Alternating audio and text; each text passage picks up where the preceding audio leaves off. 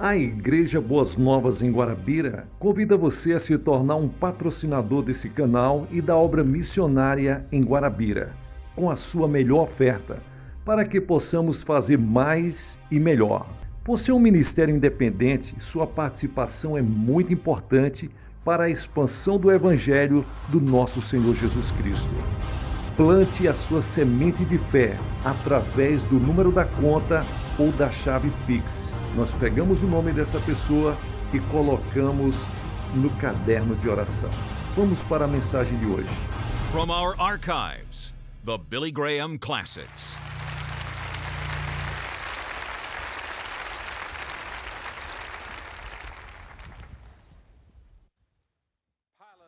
Essa noite desejo que abram comigo em Hebreus capítulo 9, versículos 22, onde lemos: com efeito, quase todas as coisas, segundo a lei, se purificam com sangue, e sem derramamento de sangue não há remissão. Que versículo estranho! Sem derramamento de sangue não há remissão. Sem derramamento de sangue o pecado não pode ser perdoado. Você dirá com razão: eu pensei que isto foi do tempo dos bárbaros. Sabem, isto é muito interessante para mim. Estudei antropologia na universidade e escrevi uma tese sobre o sangue nas várias religiões do mundo. E sabem que é muito difícil achar qualquer parte do mundo em que sacrifícios cruentos não tenham sido oferecidos. Aliás, entre os astecas do Antigo México, mais de 20 mil seres humanos eram sacrificados a cada ano nos altares aos seus deuses, para apaziguá-los, para se purificarem da culpa. E por todo o mundo, aonde quer que se vá, não somente havia sacrifícios de animais, havia também sacrifícios humanos para aplacar os deuses. De onde veio este conceito?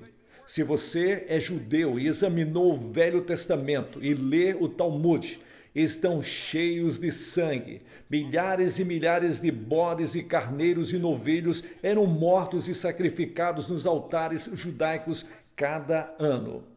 Chegamos então ao cristianismo. 255 vezes no Novo Testamento fala-se em sangue. Isto, de certo modo, não é estranho. E se você pertence a alguma outra religião, o sangue tem parte saliente nela. Por que isto?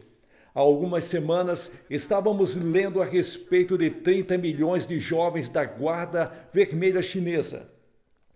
Estavam marchando pelas ruas de Pequim, gritando e cantando. E não era interessante o que eles estavam cantando?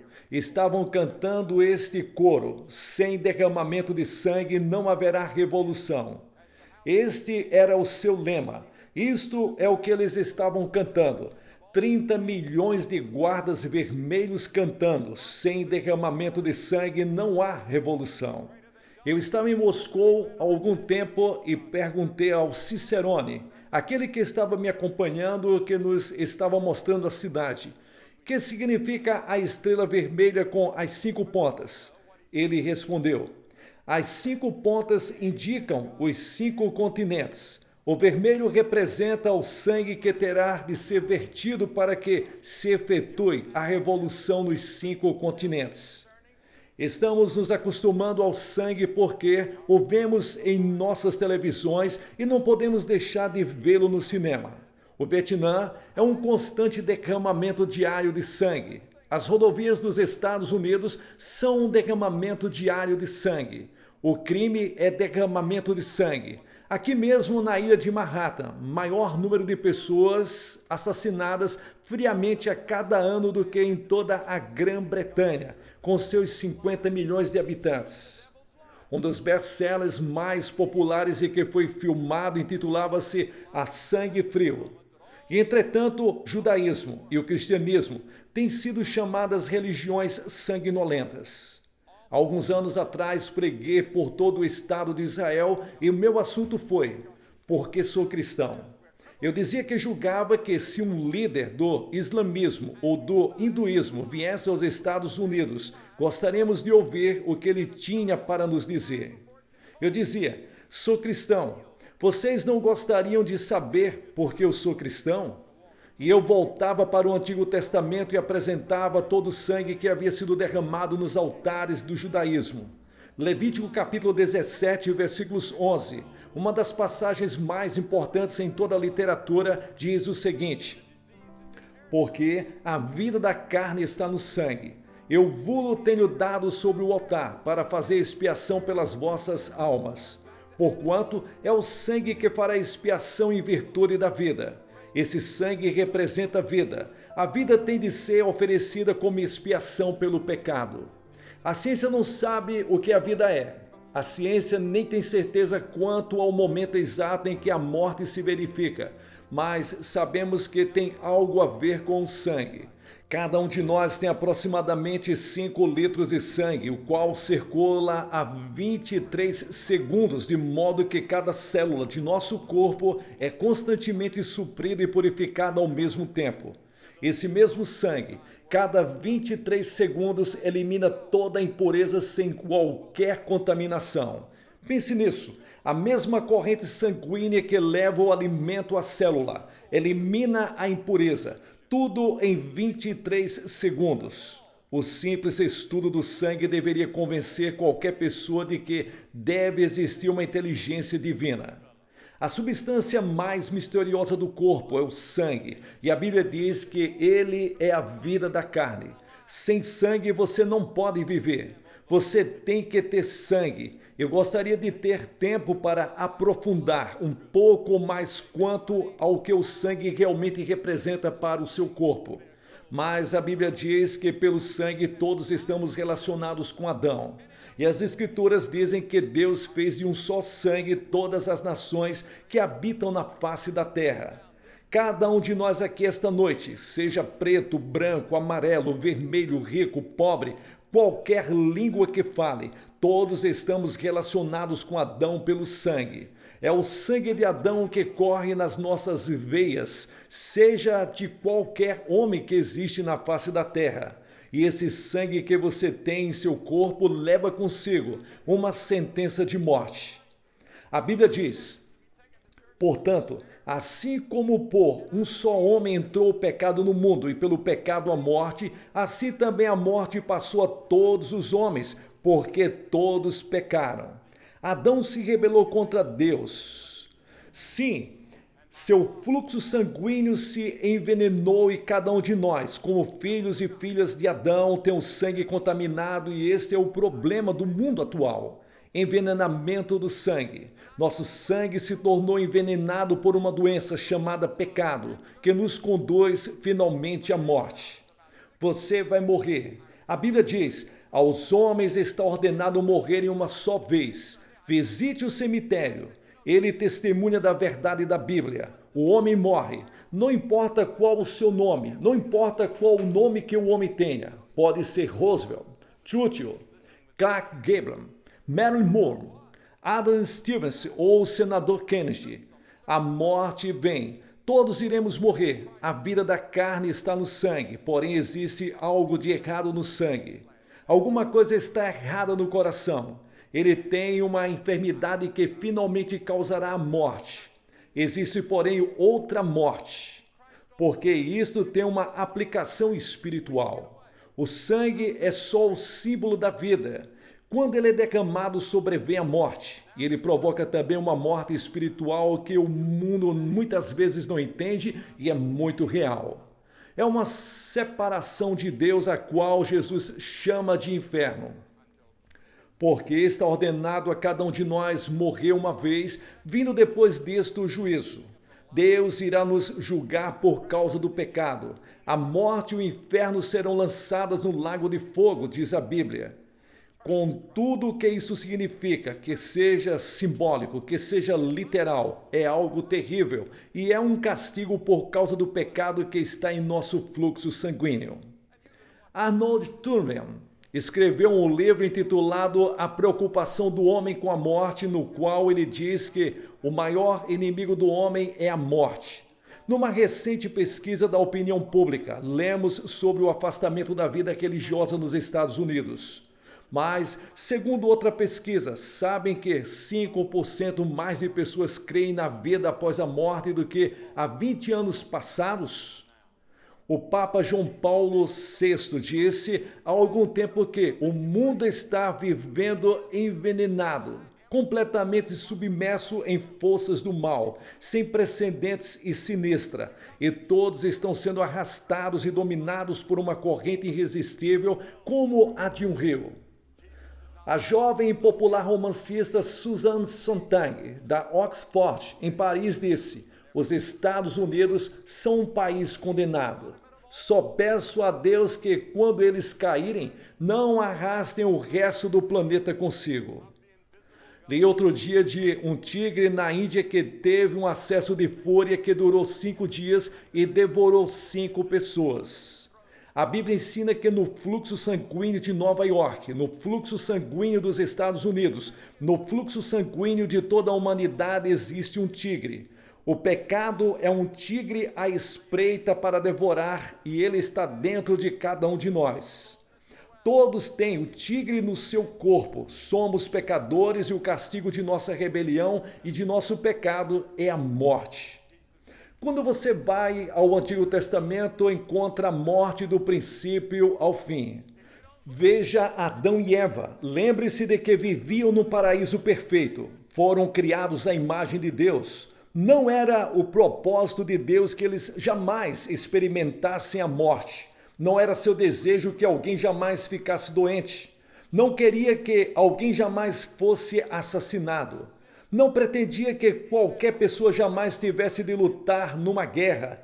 Tudo era perfeito. Deus deu ao homem a liberdade de escolha e disse: se você me obedecer e me amar e me servir, viverá para sempre e construiremos um mundo maravilhoso. Mas se você me desobedecer e se rebelar contra mim, você morrerá. O homem ficou pensando nisso. Um dia ele se rebelou contra Deus, quebrou sua lei e Deus cumpriu sua palavra. Desde então o homem experimentou a morte. Então Deus desejou fazer algo a este respeito e se lançou à obra da salvação do homem. A Bíblia diz que Deus veio ao jardim do Éden e disse: Adão, onde você está? Adão estava escondido, estava nu. Ele foi, apanhou folhas de figueira e as cozeu e se cobriu, procurando esconder sua nudez, o seu pecado e sua rebelião contra Deus, mas não pôde. É como muita gente hoje está fazendo. Estamos fazendo tudo para nos escondermos de Deus. Tentamos com o álcool, o sexo, os entorpecentes. Na verdade, estamos procurando fugir à realidade. Estamos procurando fugir de Deus. Estamos procurando nos esconder em algum lugar, mas a perseguição do céu aí está. Sempre perturbando, sempre importunando. Procuramos escapar. Tornamo-nos escravos do pecado e do vício, procurando escapar de Deus. Mas Adão e Eva não puderam se esconder de Deus. E a Bíblia diz que Deus sacrificou animais, tomou a pele deles e vestiu Adão e Eva. Na verdade, no começo, Deus não pretendia que usássemos roupas. O pecado é que tornou necessário o uso da vestimenta. Devido ao pecado, corrompemos o grande dom do sexo, dada por Deus, e Deus vestiu nossos primeiros pais depois de pecarem. Eles viviam originalmente num estado de inocência, e enquanto foram inocentes, não tinham consciência do fato de estarem nus. Deus os vestiu, mas sangue teve de ser vertido por causa da sua desobediência, de sorte que desde o princípio Deus estava dizendo: sem derramamento de sangue não há perdão de pecados. Caim e Abel foram os primeiros filhos de Adão e Eva. Caim trouxe um sacrifício a Deus. Ele era muito religioso, mas a sua oferta não foi aceitável diante de Deus. Por quê? Porque nada mais era que o fruto da terra. Abel, seu irmão, trouxe um sacrifício de sangue e Deus o aceitou. Deus estava dizendo desde o princípio: você tem que vir a mim com sangue. A Bíblia diz: levantou Noé um altar ao Senhor e, tomando de animais limpos e de aves limpas, ofereceu holocaustos sobre o altar. Lembram-se da história de Abraão levando Isaque ao Monte Moriá, onde se encontra a cidade de Jerusalém agora? Deus havia dito a Abraão que tomasse seu filho e lhes oferecesse como holocausto. Abraão, em completa obediência a Deus e em fidelidade ao que Deus dissera, estava prestes a sacrificar o próprio filho. E quando o cutelo estava descendo, o anjo do Senhor apanhou sua mão e o deteve. Mas isto mostra a que ponto Abraão estava pronto para obedecer a Deus.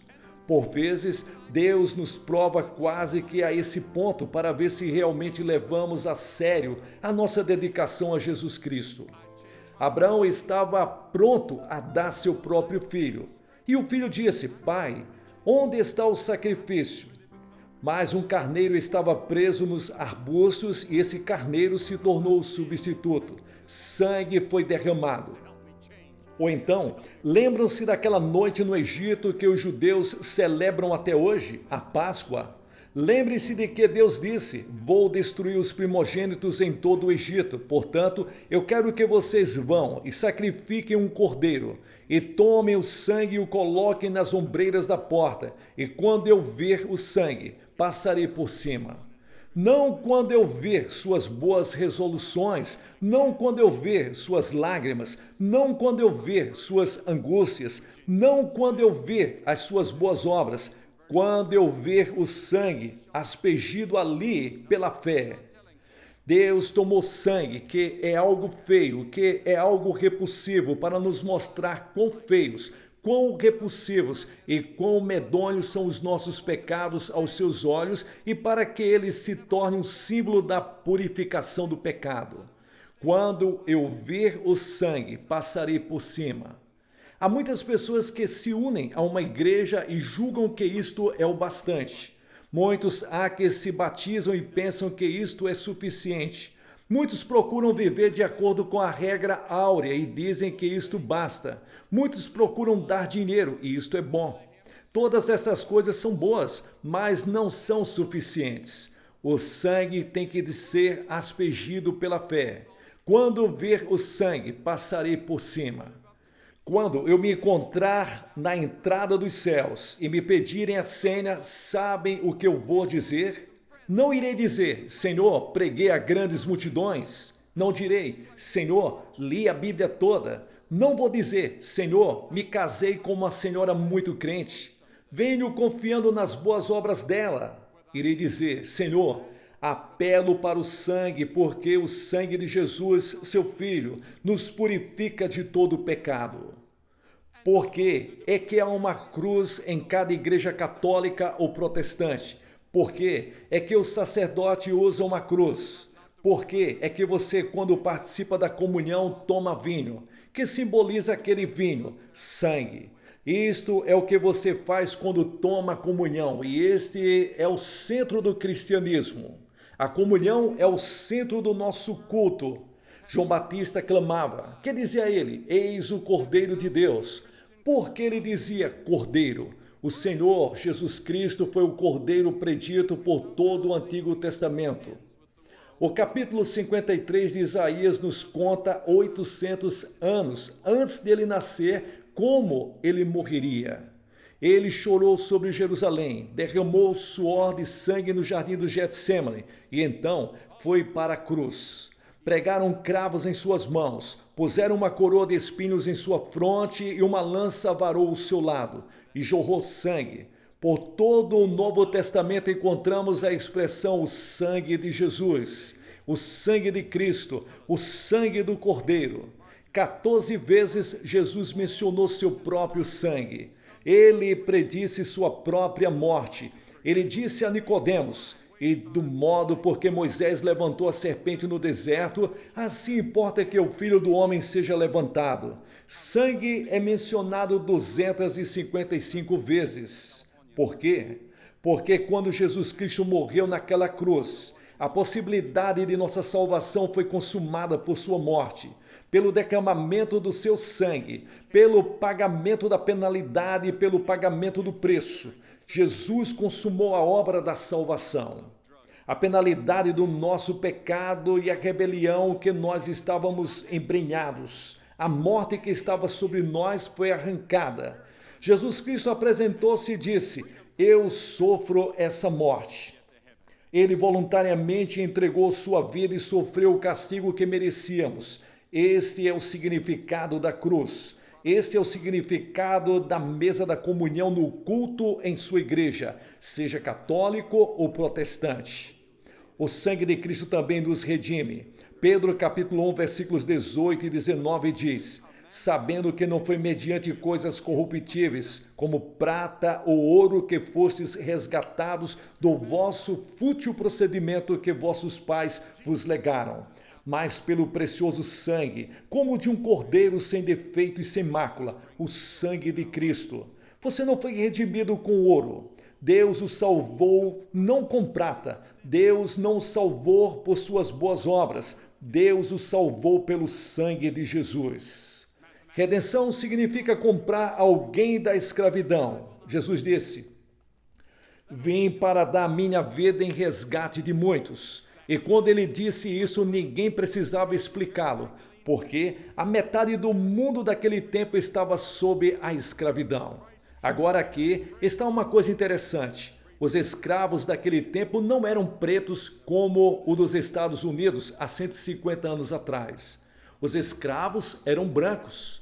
Posso traçar a minha ascendência ao norte da Europa, de modo que meus ancestrais, há muitas gerações passadas, eram escravos.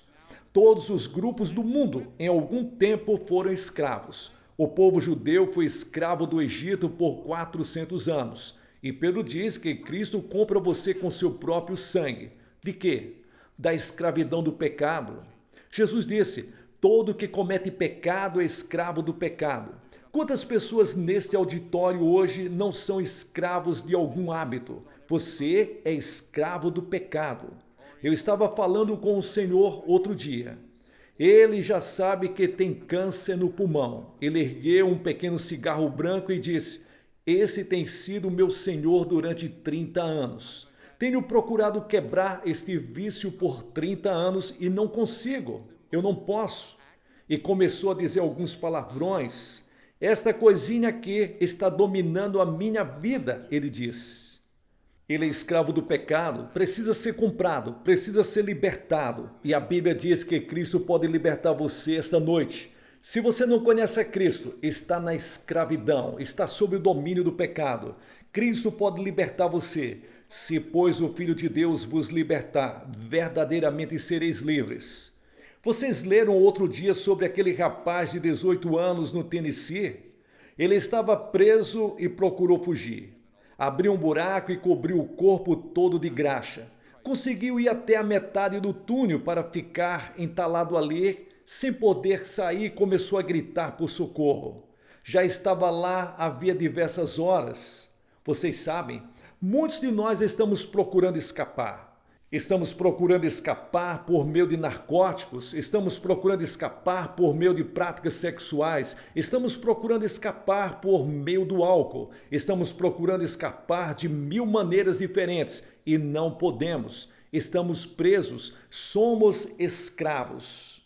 Cristo morreu na cruz para libertar você, derramou seu sangue para libertá-lo. Somente Cristo pode trazer libertação neste mundo e no mundo vindouro. Em segundo lugar, somos justificados pelo sangue. Você dirá, mas afinal o que significa essa palavra justificação? Em Romanos capítulo 5, versículos 9, nós lemos: logo, muito mais agora, sendo justificados pelo seu sangue, seremos por ele salvos da ira. Justificação quer dizer mais do que perdão. Eu posso dizer, eu perdoo você, todavia não posso justificá-lo. Suponhamos que você faça alguma coisa contra mim. Suponhamos que você me assaltou e me roubou. Posso perdoar, mas não posso justificá-lo. Deus o considera como se você nunca tivesse cometido um único pecado, se você vier para Jesus Cristo. Você é tão justo e puro como a mais pura virgem que jamais existiu, se você vier para Jesus Cristo. A Bíblia diz, ainda que os vossos pecados são como a escarlate, eles se tornarão brancos como a neve. Não importa quais os seus pecados, Quão mal você tenha sido, Deus não só perdoa o passado, Ele também o veste com a sua justiça, o manto do Senhor Jesus Cristo, como se você nunca houvesse cometido um pecado sequer. É uma coisa maravilhosa ir dormir com esta certeza. Quando me recolho ao leito à noite, eu digo: Senhor, eu te agradeço, porque estou justificado. Não só estou perdoado, estou justificado. Vou para o céu porque estou coberto com a justiça de Jesus Cristo. Eu não o merecia, eu não a comprei, ela é de graça. Deus nos deu de graça, mas custou a Deus o sangue de seu Filho Jesus Cristo na cruz do Calvário. Em terceiro lugar, o sangue de Cristo nos torna a todos iguais. Uma língua e uma raça. O sangue no corpo é vida. Cristo fala de um corpo. No momento em que você recebe Jesus Cristo como seu Salvador, não importa quem você seja, você se torna membro do corpo de Cristo. Cristo é a cabeça do corpo, e isso quer dizer que somos todos membros iguais do mesmo corpo, o corpo de Cristo. Não faz diferença qual a cor da sua pele. Não importa qual a sua posição social ou a sua nacionalidade. Quando estamos no corpo de Cristo, somos todos um. A parede de separação foi derrubada. Esta é a solução definitiva para o problema racial. Esta é a solução definitiva para o problema racial. Um em Cristo, purificados pelo sangue. A Bíblia diz: tendo derrubado a parede de separação, fez um só corpo. Que coisa maravilhosa é ter irmãos e irmãs, membros do mesmo corpo, em toda parte do mundo. Não importa qual a cor da sua pele. Às vezes você pode falar uma língua que nós não falamos. Temos andado por algumas trilhas na África, temos percorrido algumas estradas da Índia, sem poder falar uma palavra sequer na língua deles. Mas, meus irmãos, quando nós olhamos para aqueles rostos, quando nós olhamos para aquelas pessoas, a maneira como eles nos tratam cordialmente, nós sabemos que fazemos parte do corpo de Cristo. Sim, e um dia Cristo, Ele vai reunir todas essas pessoas de todas as partes, de todos os lugares, em um só lugar, e vai ser muito maravilhoso. Em quarto lugar, o sangue de Cristo traz paz. Ele trouxe a paz pelo sangue da sua cruz. O homem anseia por paz. Todos queremos paz e clamamos paz, paz. Mas já tivemos 51 guerras desde a Segunda Guerra Mundial. O de que o homem realmente precisa é paz com Deus. O homem está em guerra com Deus. Estamos contra os planos de Deus e contra a vontade de Deus para a nossa vida. Não queremos viver vidas disciplinadas sob o governo de Cristo. Precisamos nos reconciliar com Deus. Precisamos ser lavados e levados de volta para o nosso Deus Todo-Poderoso. Em quinto lugar, a Bíblia diz também que o sangue de Cristo purifica. Aquele que nos ama e em seu sangue nos lavou dos nossos pecados. Uma senhora me disse outro dia que Jesus nunca mencionou sangue. Com certeza, ela nunca leu Mateus capítulo 26, versículo 28, porque isto é o meu sangue, o sangue da nova aliança derramado em favor de muitos para a remissão de pecados. Foi isto que Jesus Cristo disse. E você, já foi purificado pelo sangue? Já foi justificado? Tem certeza disso? Já se reconciliou com Deus e com o seu próximo? Sim, um dia venceremos. Como, porém? Temos a resposta em Apocalipse capítulo 12, versículos 11. Eles, pois, o venceram por causa do sangue do Cordeiro. Não o nosso sangue, mas o sangue dele. Venceremos e estaremos em sua presença, e os anjos do céu irão cantar, e todos nós nos uniremos a eles nesse louvor, e as orquestras irão tocar, e os coros celestiais irão clamar. Venceremos pelo sangue do Cordeiro. Eu vou para o céu e creio que irei pelo poder do sangue. Sei que esta mensagem não tem popularidade nos dias atuais. Já não se ouve muito sobre isso. Hoje em dia, mas eu te asseguro que esta é a mensagem que percorreu toda a Bíblia e eu poderei ser a última pessoa a pregá-la. Mas vou pregá-la porque é a única maneira pela qual iremos chegar ao céu. Temos bancos de sangue. Ninguém parece fazer objeções a isso. A cruz vermelha significa sangue. Recebi uma transfusão de sangue há uns 3 anos que ajudou a salvar minha vida e eu fiquei grato pelo banco de sangue do hospital. Pois bem, existe um banco eterno de sangue, um banco celeste de sangue ao qual podemos recorrer pela fé e ele acabará com a nossa culpa, o nosso pecado. Os transplantes de coração têm se tornado a sensação médica de nossa época. Mas há 2 fatores necessários ao seu sucesso. Primeiro, é preciso que haja um doador. Nesse caso, Jesus foi o doador. Ele deu a sua vida, seu coração por você. Em segundo lugar, o paciente precisa aceitar o coração. Há sempre o perigo de o corpo rejeitar o novo coração. Mas Deus nos deu a capacidade e o direito de escolha. Você pode aceitar ou rejeitar. Qual dos 2 você fará? Se existe alguma dúvida em seu coração hoje, a respeito de você estar pronto ou não para se encontrar com Deus, espero que você receba Cristo como Salvador. Você perguntará, mas Billy, que é que eu devo fazer? Você tem que estar disposto a se arrepender dos seus pecados. Isso quer dizer deixar os seus pecados. Você tem de dizer a Deus, sou um pecador, peço perdão. Você tem de se dispor a receber Jesus Cristo pela fé. Note que eu disse pela fé. Essa noite eu só toquei de leve nesse assunto que corre a Bíblia toda. Este filete carmesim que vai do Gênesis ao Apocalipse.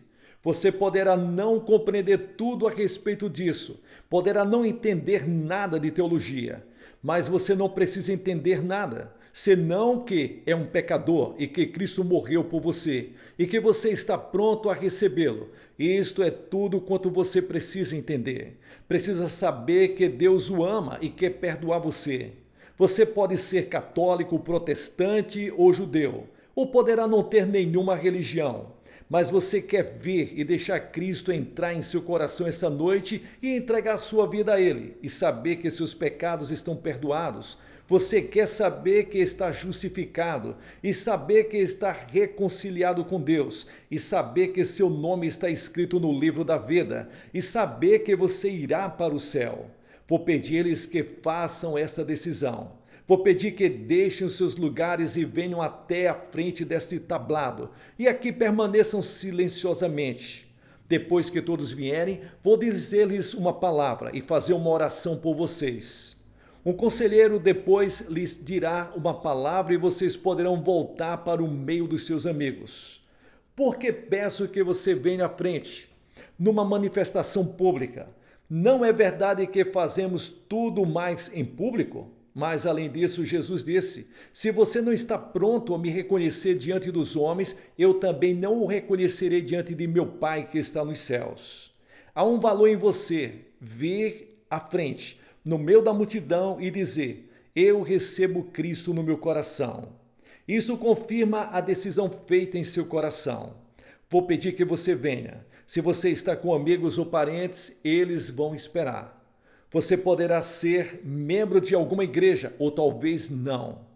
Você, moço, moça, pai, mãe, quem quer que você seja, onde quer que você esteja, Deus falou ao seu coração essa noite. Levante-se e venha agora mesmo e vou pedir que estejamos todos em atitude de oração enquanto as pessoas estão chegando.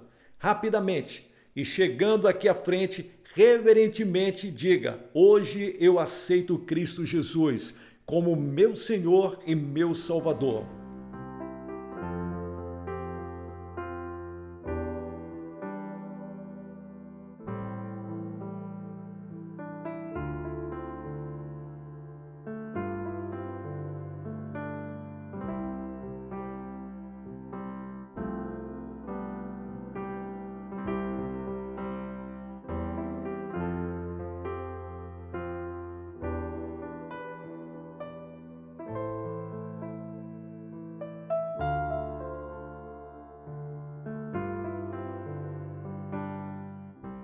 Pessoal, aqui é o pastor Gilson Soares, da Igreja Boas Novas, em Guarabira, na Paraíba, fazendo as locuções das mensagens do reverendo Billy Graham. Você que chegou até o final desse vídeo, dê um like para abençoar, compartilhe com outras pessoas, isso é muito importante.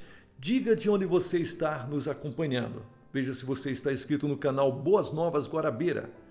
E considere abençoar esse canal e a obra missionária na cidade de Guarabira com o valor que Deus colocar no seu coração para que possamos fazer mais e melhor. Nós estamos trabalhando para adquirir o terreno da Igreja Boas Novas em Guarabira. Seja um abençoador desse projeto através da chave Pix ou do número da conta que aparece na descrição. Com certeza, Deus vai te abençoar muito mais. Fique com Deus, sucesso na sua caminhada.